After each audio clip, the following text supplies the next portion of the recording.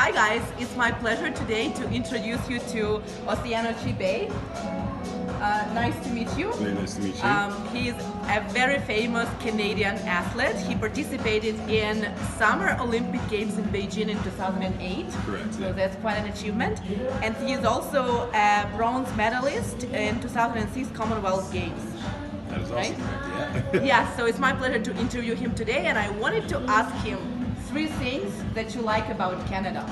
That is a very great question. First thing that I like about Edmonton, Alberta, Canada is the diversity. So you don't get to a lot of cities or a lot of metropolises that have the kind of diversity Edmonton does, where it's so very accepting.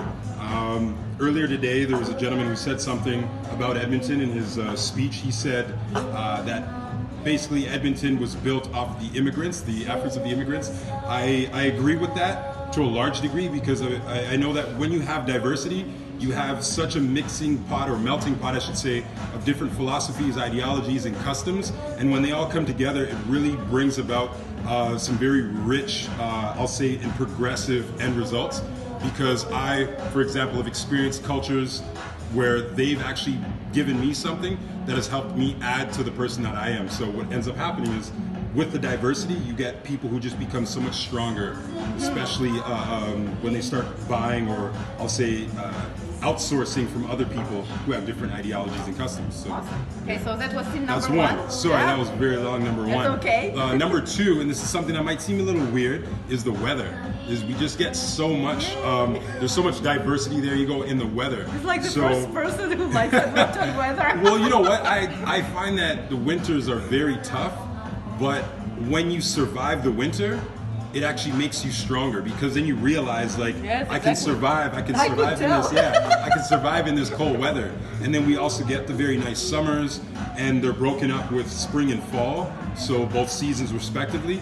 So I think it really offers the individual something so powerful in that they can realize, you know, just the different seasons where they can thrive. Okay, and thing number 3. And number 3, I'll say, you know, I've traveled the world, maybe not as much as some of the most famous people in the world, even though people consider me famous here.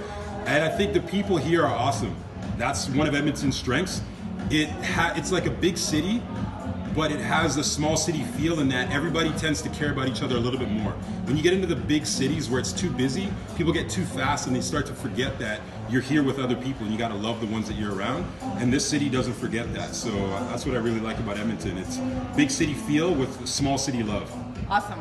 And for prospective students, any tips or advice, that you could give to them, for those students who are planning to come to Canada or Edmonton, what tips and advice you could give? Personal experience. As much as I'm sharing how I feel about Edmonton, doesn't mean you need to share that, but I do suggest that you come here and feel it for yourself.